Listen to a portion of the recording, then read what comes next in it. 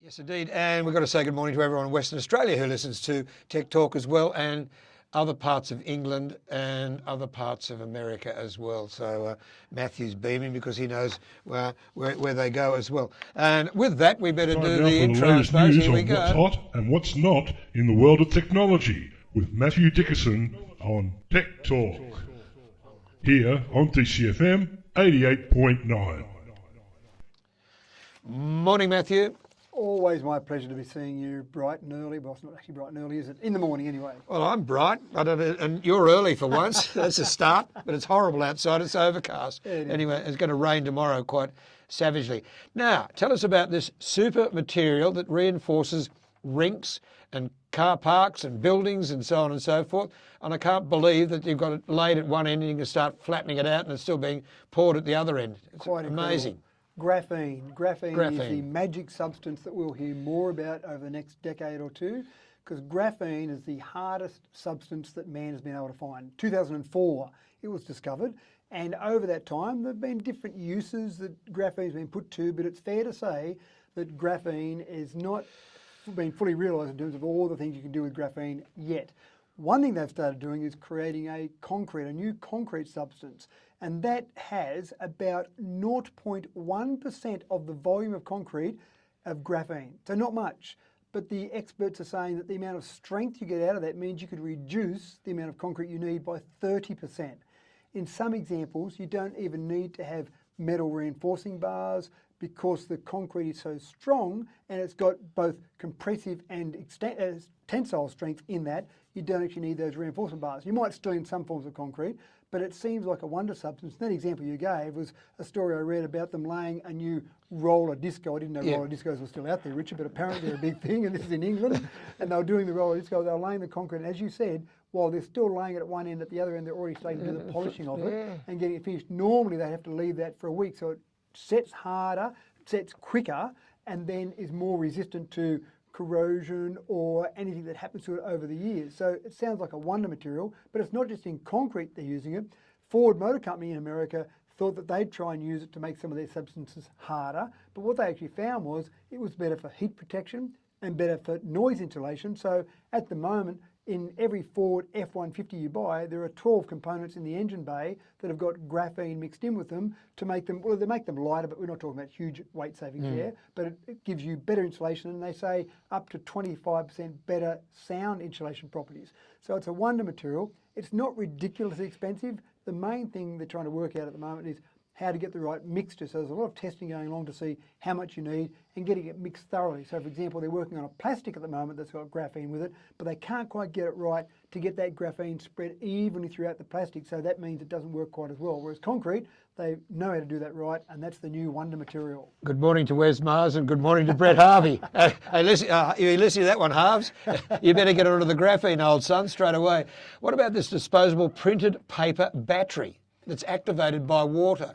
Yeah, now we have got lots of different devices that need batteries, and we've got those button batteries that can be dangerous around kids.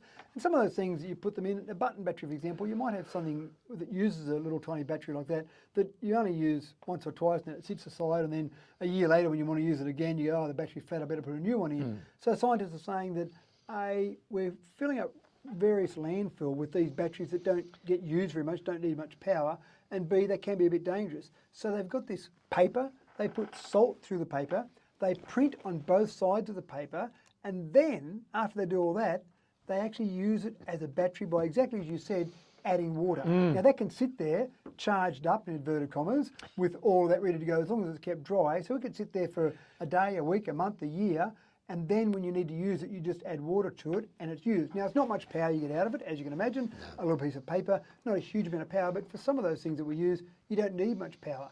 When we talk about some of the other wearable products that we're getting now, health wearable products, this is where I think we'll see this sort of thing used, because some of those little products, you need some form of battery in them, but you don't need much in terms of the battery. And how do you activate it? Well, some of these products may be able to be activated by being stuck on your skin, and just the sweat from your skin, moisture, is enough to trigger that battery to be able to be used. So you can have a wearable medical device that sits on the shelf for as long as you want, and when you need to use it, stick it on, just the process of sticking it on your body is enough to activate the battery and away it goes. Yep, well, it's better than putting a battery in your pocket and having your heated coat that way and having to charge up your heated coat, which I have to do every second day. Oh, I like my heated coat. It's good. Oh, you're so soft. Yeah, well, but a bit of a pain with the battery. Yeah. Now, speaking of people getting hot and cold, we've got pets that can now wear fans in Japan because of the heat wave there at the present time. And we say heat wave, Richard, and I say that in inverted commas because there have been 8 days in Tokyo this summer that have been over, wait for it, 35 degrees. So it doesn't sound like that hot compared to Australia, but they're not used to it over there, and obviously a bit more humidity in Tokyo than there is in Dubbo. But that's prompted a whole range of things to happen and change, and one inventor has created a nice little weaved coat that a dog can wear that's got fans built into it. Already selling them on the market. His first day he opened up the website, 100 orders came flooding in. The only downside is that at the moment they're only set up to sell in the Japanese market. So for all those people in Australia that are excited by this idea, you've got to find a friend in Japan to buy it for you, or wait until they explode onto the international market. Fair enough. What about a hot cat? Can you cool a hot cat? They're designed for that size animal, that sort of small Chihuahua type size dog or a cat. The difference here is that where they're saying that this is best used is when you take your dog for a walk, for example, out in the open air and doing a bit of exercise. Obviously dogs have trouble getting rid of that heat, so this is the idea with this one. Now, they talk about the batteries in it. It takes AAA batteries, not paper batteries like the last story. It takes AAA batteries, and if you take your dog for, say, 20 minutes of walking a day, it'll last for about 3 months before you need to replace those batteries. By then, you're putting into cooler weather, so you don't need to worry about it till next summer. But a cat, I don't see too many people out there, Richard, who are taking their cats for a walk. And I think cats are pretty well accustomed to saying, I'll do whatever I damn well please, thank you very much. So if it's a bit hot for a cat, I'm sure they find a nice tree or somewhere cool to lay down just to relax and not go out in the heat of the day. They're very clever cats. And as you say, they've got a mind of their own. We won't go down that line any further. Okay, now the final one, stretchy material. That you have a bandage and your bandage becomes loose, and it does because if you've got a stretch bandage on, and I'm talking about my swimmers now. Been lovely watching the Commonwealth Games with the swimmers. That Molly O'Callaghan, what a delightful girl she is. She has a bandage on her elbow at the moment and one on her knee. She doesn't use them while she's swimming, but she has them there to support. Now they become loose after a while, and apparently these bandages change colour when they become loose. This is one of those classic ideas where 100 years ago, more than 100 years ago, back around 1890, there was a famous physicist who won a Nobel Prize, and he came up with this idea of having holograms or holographic images on glass, and it was a flop. The idea, the physics behind it was brilliant, but no one could see any use for it. It was kind of going to be some sort of photographic process, but it didn't really work. So basically, he had a patent for it, all well and good, and that was shelved.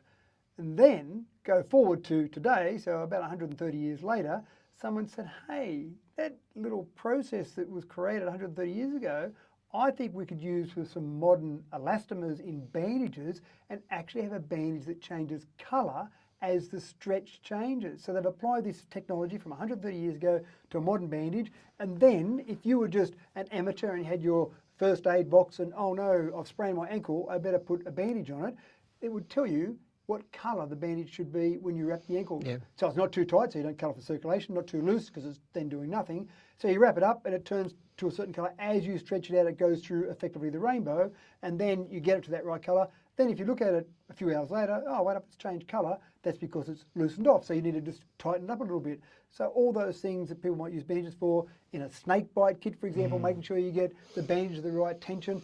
This is the first application, but what so often happens, Richard, is someone will say, hold on, I saw that idea, I reckon I can do this with it now. So we'll be talking about this in a year's time, saying, remember those bandages we talked about? How rudimentary that was. Now they've got these stretched polymers that are now used in some other wonderful thing that someone will come up with. But just that concept of changing colours while it stretches sounds pretty interesting as well. Sound fantastic. Always good talking with you, mate. My pleasure. We shall see you next Wednesday morning with your Tech Talk hat on, and we will do some more Tech Talk. This is DCFM 88.9, Matthew Dickinson Tech Talk, again tonight at 9 o'clock with his offsider James Eddy, and between the two of them, that particular podcast that we play has about 10,000 listeners around the world, doesn't it? That's separate to what all the listeners on DCFM, but yeah, there's about 10,000 a week who listen to that podcast, and they are, so the UK is number one. The US is number 2, Australia's number 3, and that's based largely on their larger populations, numbers. No, it seems to be well followed, and hopefully lots of good information for people on it. That's good, because we've now got 2 podcasts that we air here that do very well. Yours and, of course, Space Nuts, which absolutely rips numbers apart, which is terrific. Talk to you next week, mate. Thanks, Richard. Okay, then. It's coming up to 20 to 10, DCFM 88.9.